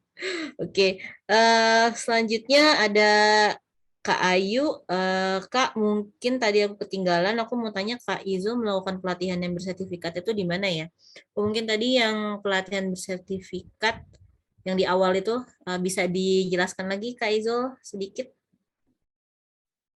Iya, jadi aku melakukan sertifikasi itu ada namanya PPTM-SDM, itu namanya Kuncoro Leadership Training and Consulting. Sebenarnya aku mengikuti training for trainer, teman-teman. Jadi sertifikasi yang aku dapatkan sekali ikut pelatihan itu kan 8 hari. Jadi sertifikasi yang aku dapatkan itu sebenarnya bukan cuma sebagai konselor, tapi kayak misal sertifikasi NLP, Neuro Linguistic Programming, di mana itu juga difungsikan sebenarnya bisa difungsikan sebagai teknik di konseling, kemudian ada coaching dan sertifikasi public speaking dan lain sebagainya kayak gitu. Aku melakukannya di Kuncoro Leadership Training and Consulting gitu. Oke. Oh, berarti itu kayak sertifikasinya. Oh, berarti kegiatannya offline ya Kak, kata Kak Ayu. Iya, harus offline. Oh, harus offline dan Ya, karena itu bentuk sistemnya materi ya, materi kemudian kita langsung praktek, materi praktek gitu. Bahkan saat hipnoterapi kita bergantian di situ gitu. Untuk berapa lama ya itu Kak? Kalau TFT level 1 itu 8 hari. Kalau Oh, yang level advance kalau nggak salah dulu aku 10 hari kalau nggak salah. oke oke. Oke, semoga menjawab ya. Sama-sama Kak Ayu. Oke, apakah ada lagi yang mau bertanya atau mau sharing? Boleh. Eh, oh oke, ada yang raise hand. Nurjana, silahkan open mic Nurjana. Baik, terima kasih. Selamat malam, Kak Angel, Kak Izul. Selamat malam. Malam. Mau tanya nih, Kak. Maaf sebelumnya, saya bukan seorang konselor, orang awam biasa, tetapi saya kepingin tahu saja. Ini mungkin pertanyaan basic ya bagi para konselor, tapi saya rasa ini penting. Sejauh mana sih ketika kita orang awam menemukan seseorang yang membutuhkan konseling, kira-kira langkah emergensi seperti apa yang bisa kita lakukan sebelum kita menemukan orang yang lebih istilahnya tim ahli lah, orang yang ahli untuk bisa melakukan konseling. Kita orang awam ini bisa melakukan tindakan emergensi seperti apa untuk bisa menangani orang yang membutuhkan konseling tersebut. Itu yang pertama. Terus yang kedua, Kak, ketika tadi dijelaskan oleh Kak Izul bahwa humor itu penting dalam proses konseling. Nah, kira-kira indikasinya apa? Kita itu bisa memasukkan humor tersebut agar humor itu tidak disalahpahami oleh orang yang melakukan konseling. Sebagaimana yang Kakak jelaskan tadi, bisa disalahpahami bahwa kita meremehkan apa yang dia ceritakan. Jadi indikatornya itu seperti apa kita bisa memasukkan humor tersebut. Kemudian yang ketiga adalah Kak Ijul sejauh melakukan konseling secara online, itu kan tadi dijelaskan bahwa tantangannya lebih banyak daripada face to face gitu. Sejauh ini trik apa yang lebih banyak bisa bekerja atau istilahnya mengena dalam melakukan konseling tersebut? Itu saja Kak, terima kasih banyak sebelumnya. Selamat malam. Ya, selamat malam. Ya, silakan Kak. Ya, sorry Kak Angel, bisa diulang pertanyaan pertama? Apa ya, Kak Nurjana, silakan bisa diulang kembali yang pertama ya. Ya, Ya, ketika kita menemukan seseorang yang membutuhkan konseling dan di saat itu kita masih belum punya orang yang ahli untuk melakukannya, apa yang bisa kita lakukan sebagai tindakan emergensi kepada dia gitu? ya. Nah, yang pertama yang biasa aku lakukan, yang pertama itu biasanya kita mencoba untuk memahami dulu ya, kiranya orang ini membutuhkan cerita atau dia memang benar-benar membutuhkan solusi. Karena ada sebenarnya orang itu nggak butuh saran solusi sebenarnya. Dia cuma butuh untuk didengarkan. Sebenarnya dia hanya butuh untuk membuang sampahnya kayak gitu. Karena ketika dia diberikan solusi, dia justru nggak jadi cerita kayak gitu. Dia justru nggak jadi memperpanjang ceritanya, dan solusi yang diberikan itu nggak bakal dilakukan gitu. Karena sebenarnya dia udah tahu kayak gitu apa yang harus dia lakukan. Yang pertama itu pahami bahwa ini orang membutuhkan benar-benar membutuhkan solusi atau sekedar bercerita doang kayak gitu. Kemudian yang kedua adalah kita harus memvalidasi pikiran dan emosinya kayak gitu. Iya, kamu pasti berat banget ya. Iya, kamu pasti sedih banget ya kayak gitu. Kemudian dengan memvalidasi itu artinya dia terstimulus untuk memiliki pikiran bahwa oh iya ternyata masih ada ya orang yang memahami aku. Oh iya ternyata aku nggak sendirian ya kayak gitu. Nah setidaknya itu yang bisa membuat dia itu bertahan gitu sampai kita menemukan professional healing gitu, professional healer. Kemudian yang ketiga kasih sentuhan fisik. Kalau misal ya kalau misal dia laki-laki mungkin kita penguatannya divalidasi ya. Kalau misal dia perempuan ya kasih sentuhan kayak pegang tangannya atau peluk kayak gitu. Karena sepemahaman aku energi itu kan bertukar ya. Energi itu bertukar dengan berpelukan itu kita mentransfer energi hangat kita kepada dia yang sedang rusak energinya. Nah, orang-orang yang sedih itu biasanya energinya berubah gitu. Energinya uh, vibes-nya itu biasanya menjadi rusak kayak gitu. Nah, gimana caranya? Menjadi dingin kan biasanya. Gimana caranya kita yang masih oke itu mendirect energi kita, energi hangat kita ke dia sehingga dia punya mindset bahwa oh ya masih ada yang menerima aku, oh ya masih ada yang memahami aku seperti itu. Setidaknya itu bisa bikin dia bertahan uh, sampai menemukan profesional kayak gitu.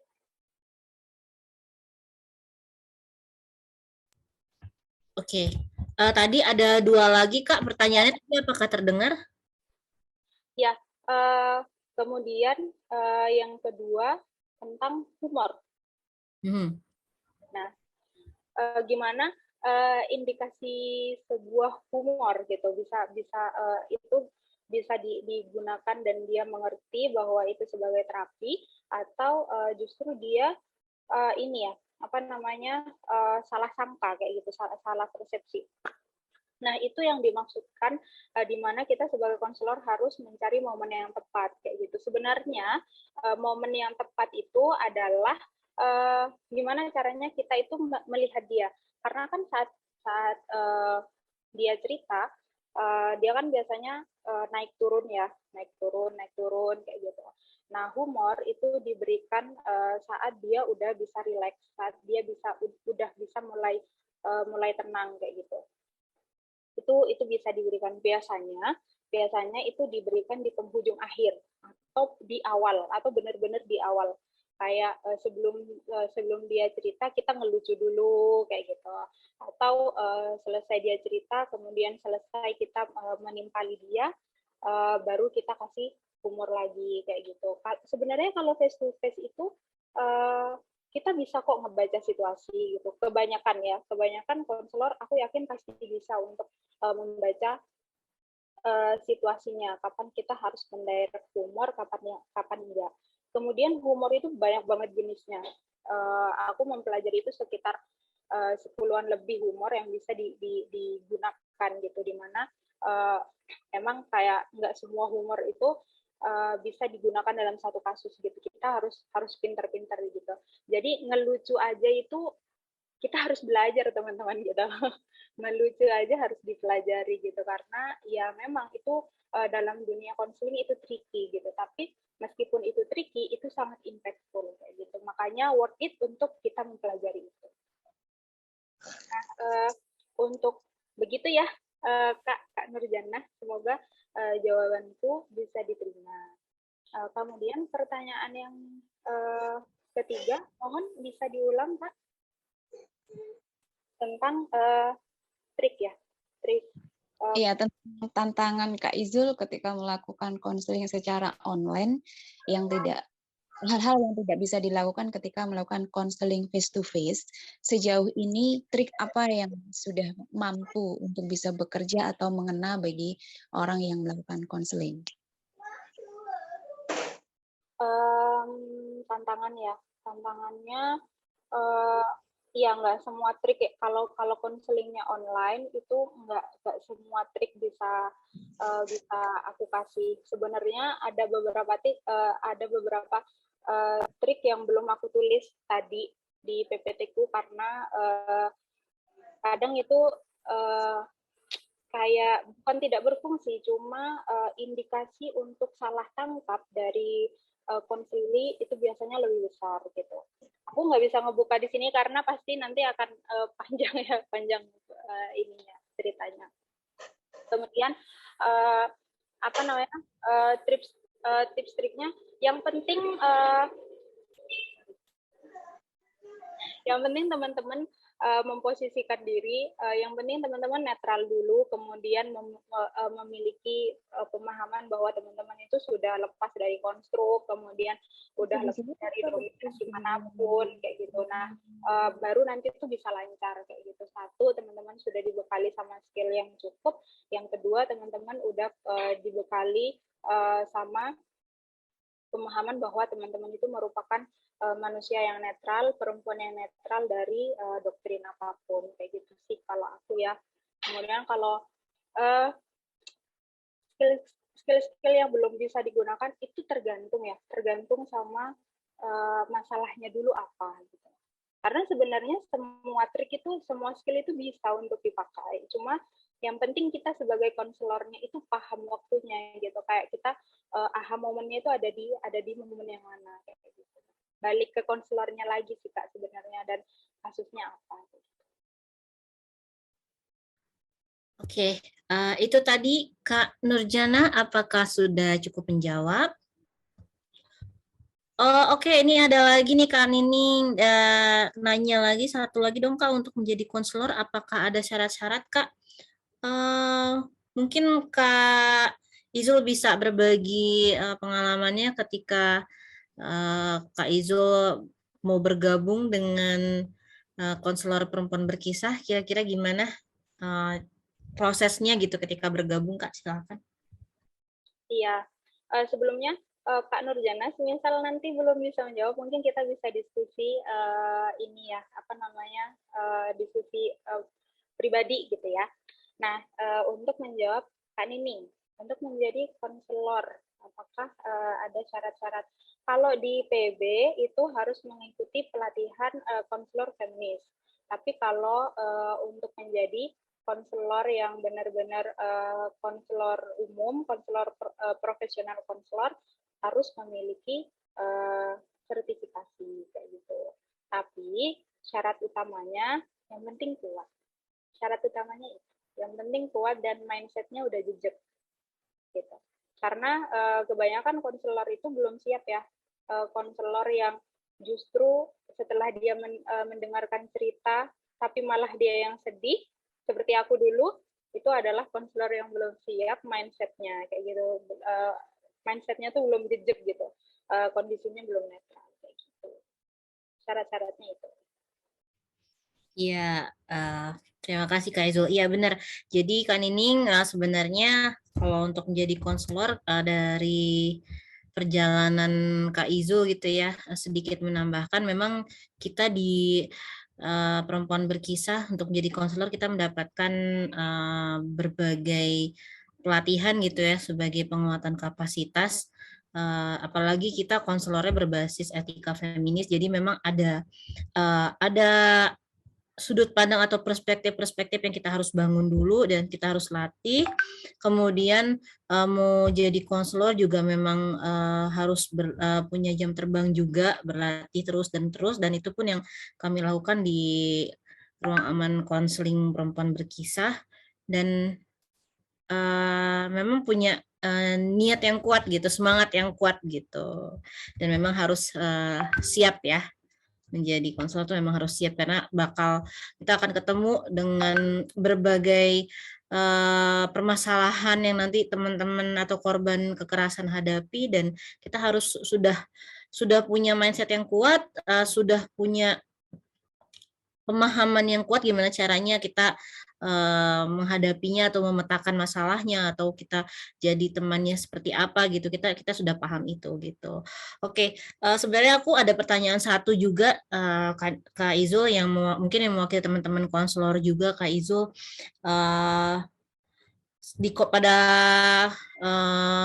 pada sesi konseling itu Kak Izul terkadang teman-teman konselor mengalami trigger gitu ya. Mengalami trigger tuh di tengah perjalanan kita melakukan konseling itu mengalami trigger gitu. Nah, kira-kira dengan background-nya Kak Izul nih ya yang paham hipnoterapi, terus kemudian Kak Izul juga punya jam terbang konseling yang lumayan juga, sudah lumayan gitu. Apa sih tipsnya gitu ketika seorang konselor mengalami momen seperti itu, momen ke-trigger dengan cerita, terus tiba-tiba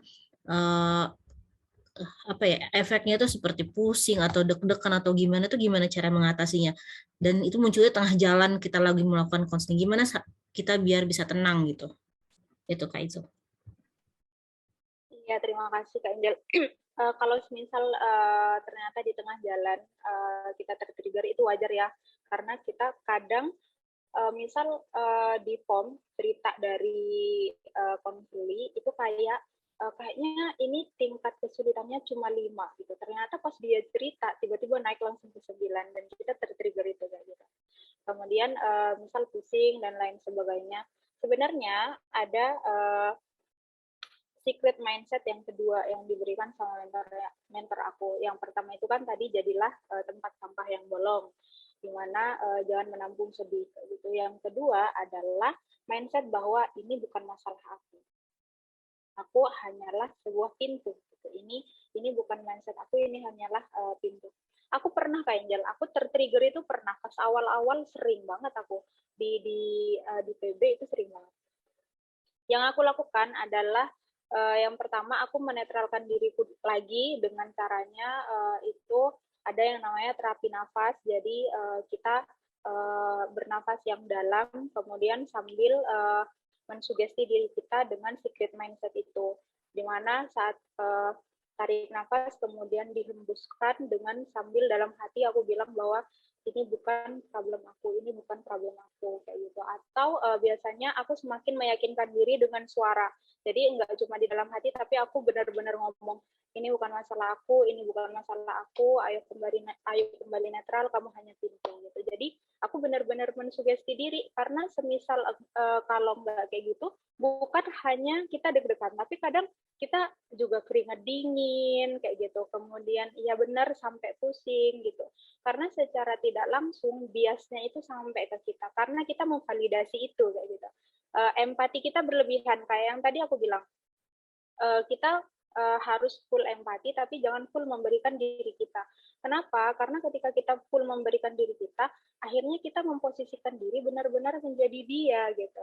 Akhirnya kita punya mindset bahwa oh iya itu terjadi sama aku kayak gitu. Akhirnya nangis, pusing dan sebagainya. Itu sih kalau aku.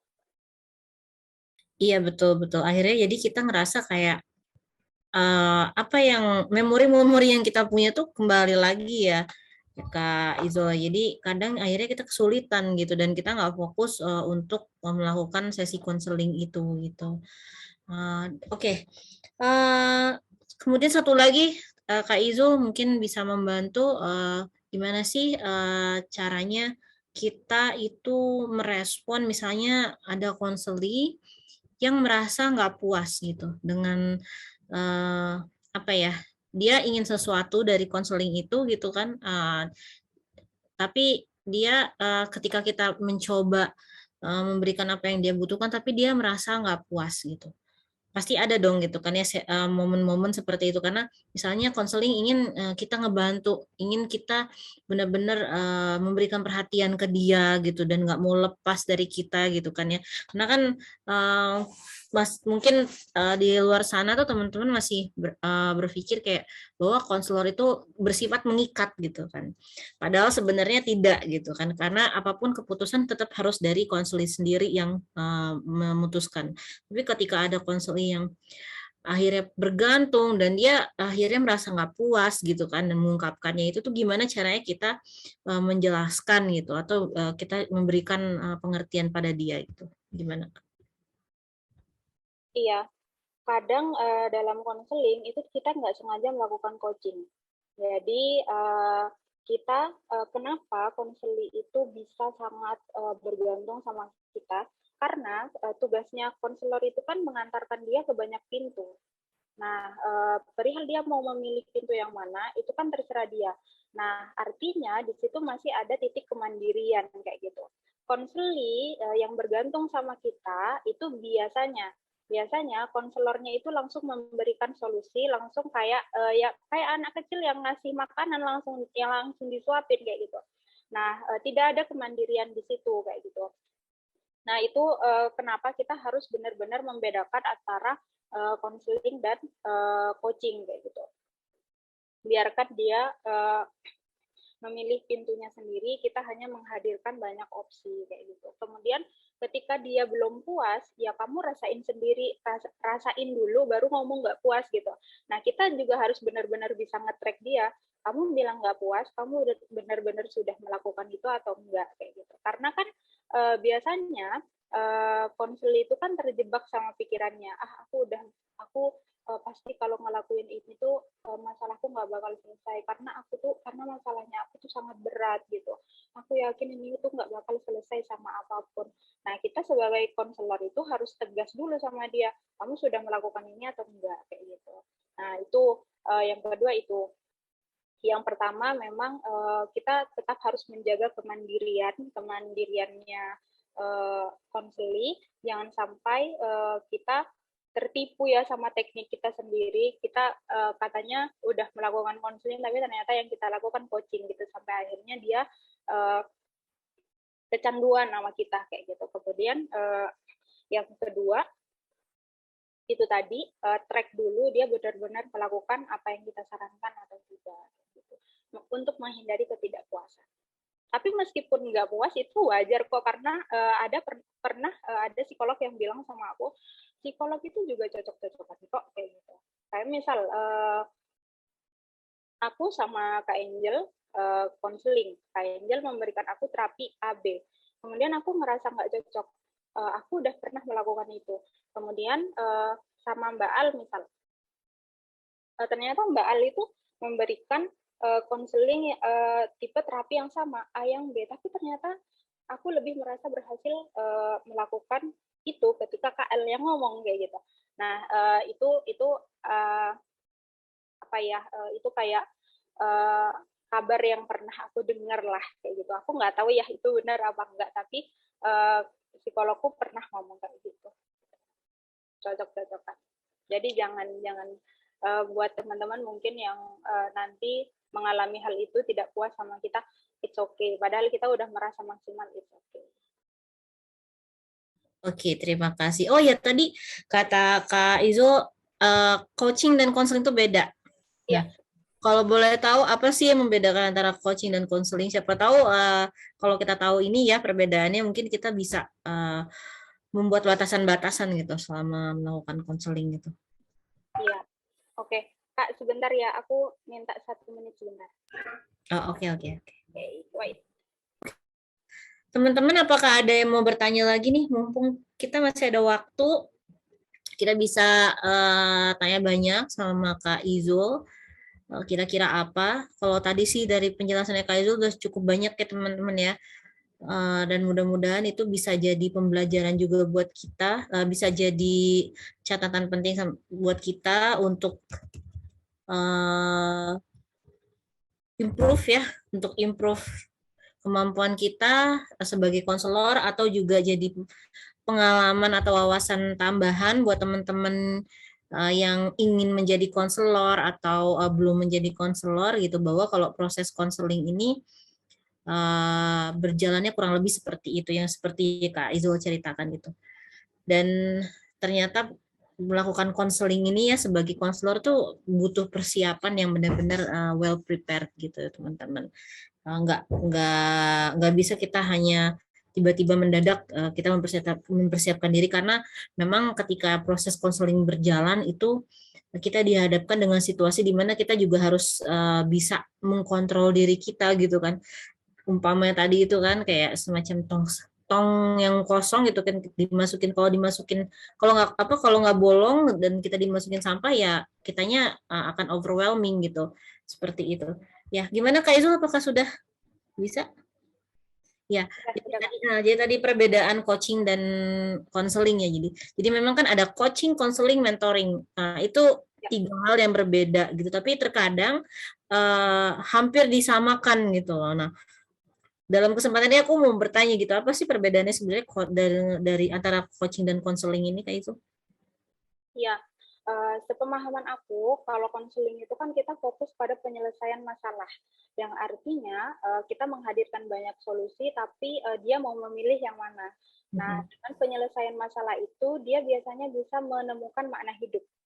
Nah, tapi kalau di coaching itu kita fokus pada tujuan, yang artinya kita boleh menyuapi itu asalkan dia sampai ke tujuannya kayak gitu. Misal tujuannya itu adalah bahagia, berarti kita kalau di coaching kita langsung ngasih caranya dan dia harus melakukan itu.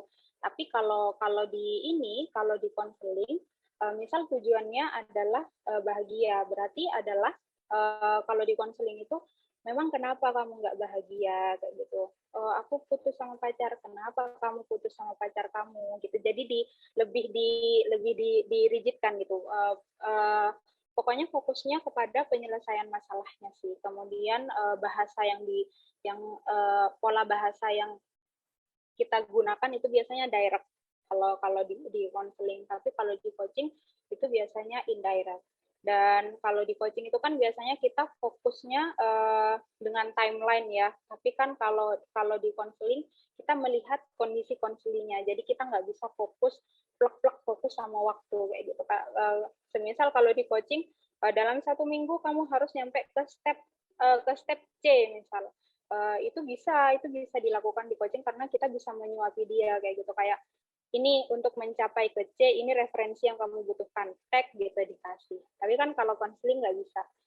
Dalam 1 minggu, kita nggak bisa langsung menentukan dia bisa sampai ke tahap C, kayak gitu. Karena pemahaman kognitif, kemudian afektif, itu sangat kompleks gitu, nggak bisa langsung ditentukan sama waktu. Sepahamku gitu, Kak Angel. Oke, ya sangat clear sekali ya Kak Izul, perbedaan tentang coaching dan konseling. Jadi teman-teman mudah-mudahan dengan penjelasan itu kita juga lebih paham lagi perbedaannya. Dan memang walaupun tadi konseling dalam persiapannya kita harus punya goal, tapi goal ini bukan semata-mata untuk menentukan konseling pokoknya targetnya harus ini seperti apa, bukan, tapi kita menentukan target apa yang target perubahan apa gitu yang kita lakukan, dampak apa yang bisa kita berikan dalam sesi konseling ini gitu kan untuk konseling. Jadi bukan target misalnya dalam 1 minggu konseling bisa ini, enggak gitu. Kita mengikuti kesiapan konseling, kondisinya konseling gitu, dan Terlebih lagi kalau di konseling berbasis etika feminis ini kita mengikuti concern-nya konseling. Jadi apapun yang kita tawarkan itu bersifat menawarkan, kita bersifat memberikan saran.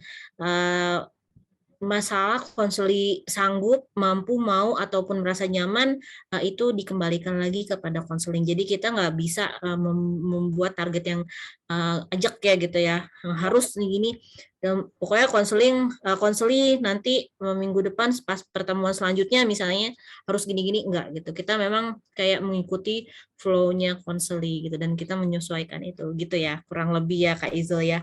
Oke, sudah pukul 21:10, 9:10. Senang banget ini kita banyak sharing tadi dengan Kak Izul ya. Banyak hal yang kita pelajari gitu kan ya. Oh ternyata ada pertanyaan nih Kak. Pertanyaan dari G. Amade Kaika. Boleh ya Kak Izul ya, aku bacakan ya satu lagi ya. Boleh. Oke. Halo Kak Izul dan Kak Angel, terima kasih atas kesempatan diberikan. Saya hendak bertanya, sebenarnya yang tepat untuk jadi konselor atau fasilitator pendampingan korban kekerasan berbasis gender, khususnya kekerasan seksual, apakah harus menempuh S1 psikolog dulu? Kebetulan saya pernah menemukan iklan dari salah satu akun kesehatan mental yang membuka pelatihan konselor sebaya, dan itu berlaku untuk umum, serta salah satu benefit yang ditawarkan adalah mampu membantu orang lain dalam mendengarkan dan menghadapi permasalahan. Nah, terima kasih. Pertanyaannya bagus banget. Mungkin bisa dijawab Kak dengan Kak Izul ya gitu. Gimana sih? Iya, mungkin nanti Kak Angel juga bisa menambahkan tentang ini ya. Jadi sepengetahuan aku, bahkan saat aku ikut sertifikasi itu nggak harus lulusan S1. Yang penting teman-teman punya kapabilitas yang mumpuni untuk menangani suatu kasus kayak gitu. Misal kasusnya adalah kekerasan berbasis gender, yang penting teman-teman punya pemahaman itu dan teman-teman udah bebas dari konstruk kayak gitu. Kemudian teman-teman juga akan dibekali kapabilitas yang cukup dan dibekali dengan concern-concern tertentu gitu. Karena memiliki kapabilitas itu bukan berarti kita bebas konseling ini, konseling itu, bukan berarti kayak gitu. Kita beda dengan konselor profesional. Kalau konselor profesional mungkin secara umum memang masih harus lulusan psikologi dan memiliki sertifikasi. Tapi untuk konselor yang seperti kita di Ruang Aman PB itu yang penting punya kapabilitas di ranah tersebut kayak gitu, dan pasti kita dibentengi sama concern tertentu kayak gitu. Ya, terima kasih Kak Izul. Kalau sedikit menambahkan tadi sebenarnya sudah dijelaskan sih sama Kak Izul ya. Jadi kalau di konselor perempuan berkisah sendiri punya berbagai latar background gitu ya. Dan memang tadi betul untuk menjadi konselor itu yang pertama dan yang paling penting kita harus punya perspektif dulu yang perspektif yang benar dulu gitu. Dan kalau misalnya di perempuan berkisah kan kita punya perspektif keberpihakan kepada korban gitu.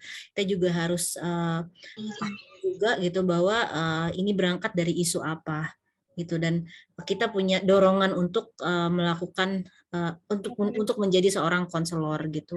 Memang akan melewati beberapa sertifikat gitu ya, beberapa pelatihan untuk menambah wawasan itu gitu, dan nanti akan berakhir dengan kita harus praktik. Bagaimanapun kita harus praktik. Di konselor perempuan berkisah sendiri kita diajarkan juga gitu kan ya, gimana caranya kita memitigasi resiko atau kita memetakan suatu masalah gitu. Itu yang memang harus dilatih dulu, dan itu memang nggak perlu background S1 ya. S1 psikolog gitu ya, khususnya psikolog gitu, maksudnya dari manapun itu bisa selama dia memang sudah punya perspektif keberpihakan pada korban yang kuat, dia sudah paham dengan isu gender misalnya ya, isu tentang kekerasan berbasis gender gitu, itu sudah bisa. Dan kalau konselor yang bukan profesional itu at least ya paham dengan bagaimana caranya kita memberikan psychological first aid, pertolongan pertama psikologis. Nah, itu kita sudah bisa menjadi konselor. Cuma memang